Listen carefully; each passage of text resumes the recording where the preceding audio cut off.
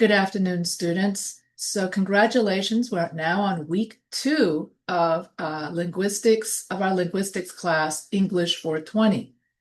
So this week we're going to go over Chapter 3, the sounds of language, Chapter 13, first language acquisition, and Chapter 14, second language acquisition.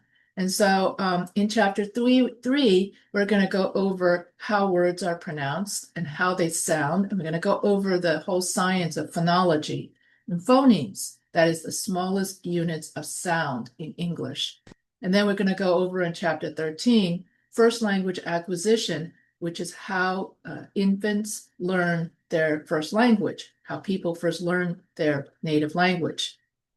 And then Chapter 14, second language acquisition. In other words, how people learn French, or if you're an American and you want to learn another language. So for someone who's already knows their native language and wants to learn another language, then we're going to go over the science of how people learn other languages.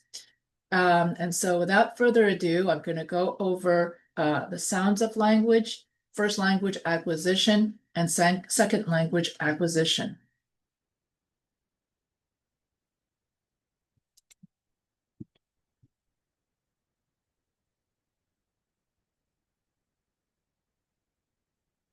So in the sounds of language, which is in Chapter 3, so the sounds of language are the basic building blocks we use to speak and understand each other. Phonetics. Phonetics, this is the study of the sounds that make up human speech. It looks at how we produce and perceive these sounds. Voiced and voiceless sounds. Some sounds are made with the vibrations of the vocal cords. Those are known as voiced sounds, like B and D. And so if you can feel the vibration as you say the sound, that's a voiced sound. Others, like P and S, are made without this vibration. So if you say P and S, you don't feel the vibration in your vocal cords, so that's known as voiceless sounds. Place of articulation. This refers to where in the mouth a sound is produced. And so bilabials, both lips come together, like P and B, therefore two lips, bilabial. Dental, the tongue touches the teeth, like T and D. Alveolars, the tongue touches the area just behind the teeth, like T, D, S. Other places include palatals, velars, and glottals. This describes manner of articulation. This describes how the airflow is constricted when making sounds. Stops. Air is completely stopped and then released, like P and P. Fricatives. Air flows through a narrow space, causing turbulence, like F and V. You can feel the air, F. If you put your hand to your mouth, F, F. I can feel the air flowing from my mouth onto my hand when I say F and V. So that's known as a fricative. Nasals. Air flows through the nose, like M and N.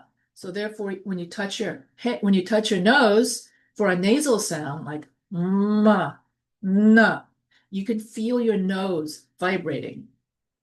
Vowels. These sounds are made without significant blockage of airflow, like A and E, I, O, U. And you notice that when you say vowels, for the most part, your mouth is pretty much wide open. But depending on what vowel you're saying, your mouth will be open in different ways. So vowels are important because they form the core of syllables. A syllable is a single sound unit in a word, generally containing a vowel sound. For example, in the word cat, there is one syllable. If I say independent, that's a 4-syllable word for independent. So understanding these aspects of sounds help us learn how to speak and understand different languages. So that was chapter 3. Chapter 13, first language acquisition.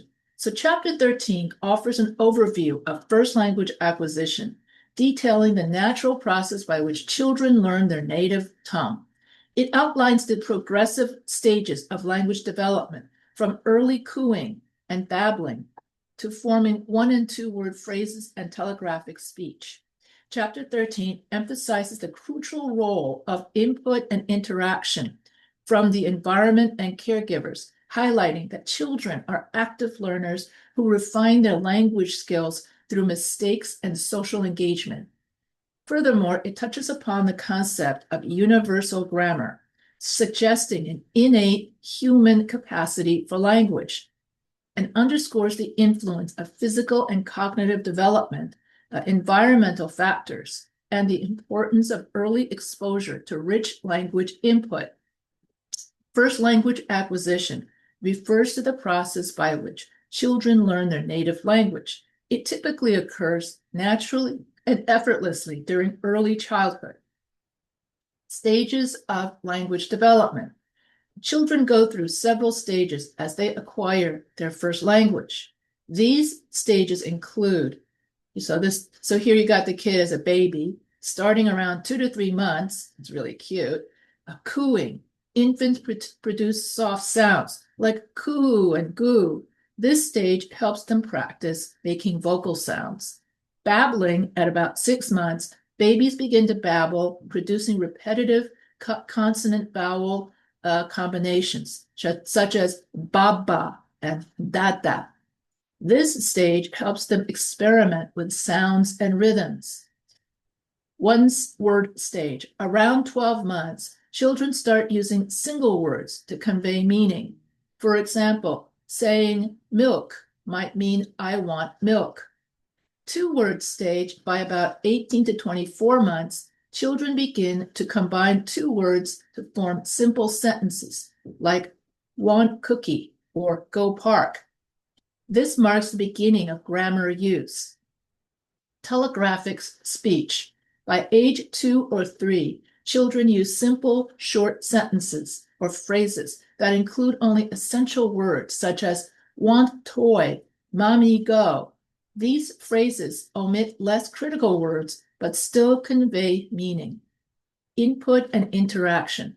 Language acquisition is influenced by the input children receive from their environment and interactions with caregivers. Children learn language by listening to others speak and by engaging in conversation, even if they are not speaking yet. The more language they are exposed to, the more children learn language. Active learning. Children do not passively absorb language. They actively engage with it. They often make mistakes as they learn the rules of language, such as overgeneralizing by saying, I go to the store instead of I went to the store. These errors show that children are discovering the patterns of language. Social interaction is crucial for language acquisition. Children learn language best when they communicate with others. Engaging in conversations with your kids helps your kids practice their skills, language skills, and help kids receive feedback. Universal grammar. Universal grammar suggests that all humans are born with an inherent ability to learn language. This means that children are pre-wired to pick up the rules of the language spoken around them, regardless of the specific language. Physical and cognitive development. As children grow, their physical ability to produce sounds and their cognitive ability to understand concepts and relationships also develop. This development supports their language learning. Environmental factors. The environment plays a significant role in language acquisition. Factors such as the richness of vocabulary used by caregivers, cultural influences, and the amount of interaction can significantly impact a child's linguistic development. So that's why it's important for children to be exposed early to language. For exposure to language in the early years is critical. Research has shown that children exposed to rich language input from a young age tend to have better vocabulary and language skills as they grow older. So first language acquisition is a fascinating natural process that shows how children learn to communicate using the language spoken around them. And it involves, that is, first language acquisition involves stages of development, social interaction, and the brain's innate ability to pick up grammar and language. So that's chapter 13, first language acquisition. Chapter 14, second language acquisition. Chapter 14 offers an extensive overview of second language acquisition, detailing the process by which individuals learn a language beyond their native tongue. It distinguishes between conscious learning and subconscious acquisition, outlining a series of developmental stages from pre-production to advanced fluency. Furthermore, the text, chapter 14, identifies various influencing factors such as age, motivation, exposure, and emotional states, while also exploring concepts like transfer from the first language, the evolving interlanguage system, and the importance of communicative competence for effective language use in social contexts. Second language acquisition refers to the process by which people learn a language other than their native language. This process can happen at any age and often involves different strategies and challenges compared to learning a first language. So what is the difference between language acquisition and language learning? In language acquisition, we pick up the language naturally from the environment or from interacting with the people around you. And so children acquire language naturally without having to open a grammar book, without having to learn to read. They just simply pick up the language by interacting with the caregiver, interacting with their parents, listening to the people around them. So that's known as language acquisition. That's language learning, but language learning is when you have to crack open a grammar book to learn the language. So the difference between acquisition is you learn the language naturally, whereas learning, you learn it from studying a grammar book. And so language acquisition is often a subconscious process, similar to how we learn our first language, whereas language learning is more conscious and formal, often involving grammar rules, vocabulary lists, and structured lessons. Stages of second language acquisition. Just like first language acquisition, learning a second language occurs in stages. Pre-production. In this initial stage, learners may not speak much, but are absorbing the new language. They might respond with gestures or single words, just like babies with coo. Early production. Learners start using simple phrases and sentences, but may struggle with grammar and pronunciation. Speech emergence. Learners can speak more confidently using more complex sentences, but may still make mistakes. Intermediate fluency. Learners can hold conversations and express more complex ideas, but may have errors with finer points of grammar. Advanced fluency. Learners are fluent and can use the language effectively in most situations, though they may still be working on refining their skills. Factors influencing acquisition. Several factors influence how well or quickly someone acquires a second language. Age. Younger learners often have an advantage in pronunciation and fluency, while older learners may have better cognitive skills for understanding complex grammar. Motivation. People who are motivated to learn a language for travel, work, or personal interest tend to do better at learning languages. Exposure. The amount of exposure, the language that you're exposed to through listening, speaking, reading, and writing enhances language learning. Affective factors. Emotions play a significant role in language acquisition. Anxiety, self-confidence, and attitude toward the language and culture affects how well someone learns a language. A positive attitude and a low-stress environment facilitates language acquisition. Input and interaction. Just like with first language acquisition, meaningful input is crucial. Learners benefit from interacting with fluent speakers and receiving feedback on their language use. The output hypothesis suggests that speaking and writing in the second language helps learners process and solidify their understanding of that second language. Transfer occurs when learners apply rules or concepts from their first language into the second language. This can be helpful, but it can also lead to errors if the languages are very different. For example, a Spanish speaker might incorrectly say, she has 20 years, instead of saying she is 20 years old by applying a direct translation. Interlanguage is the evolving state of a language learner's language system during the acquisition process. It includes features from both the native speaker, it includes features from both the native language and the target language. Learners often make consistent errors that reflect their understanding, and this interlanguage changes as they progress. And so interlanguage is when the learner is still learning the language and still makes a lot of mistakes from their target language. Transfer is when you make mistakes when you try to translate directly from your native language. So if I'm a Chinese speaker, I would be saying, instead of saying Ronald Reagan, I would say something like Lonald Lagan. And so that's a transfer, in this case, of pronunciation.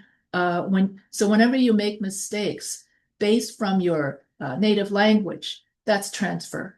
And that's also known as interlanguage, because interlanguage is just like when babies say, I go to the store. And so that's a kind of in between. You're kind of not quite, you're learning the language, but you're not quite fluent.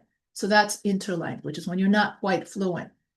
Communicative competence is the ability to use language effectively and appropriately in social contexts. It includes not just knowing grammar, but also understanding cultural nuances and knowing how to engage in conversations.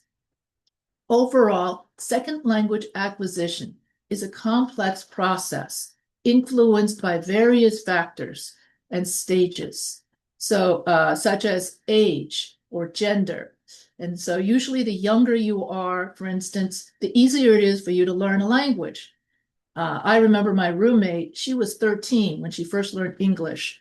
So she had like 4 sisters. The youngest sister was 6, and then there was another one at 9, 11, and my roommate was the oldest at 13. So there were 4 of them.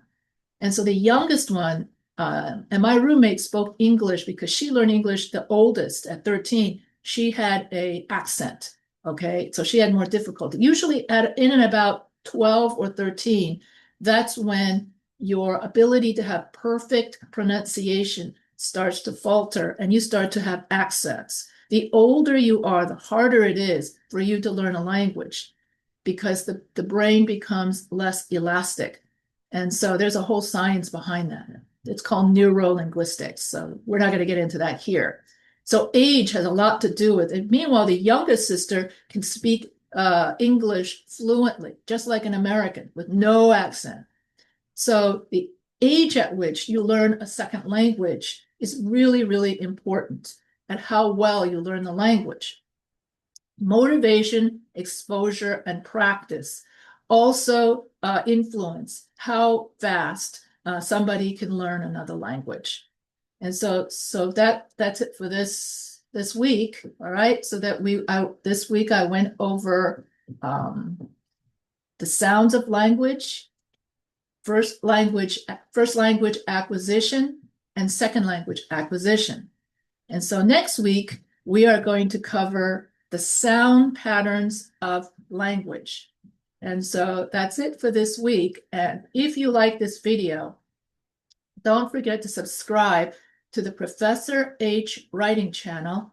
And also, if you like this, and also, if you have any questions, feel free to email me at any time.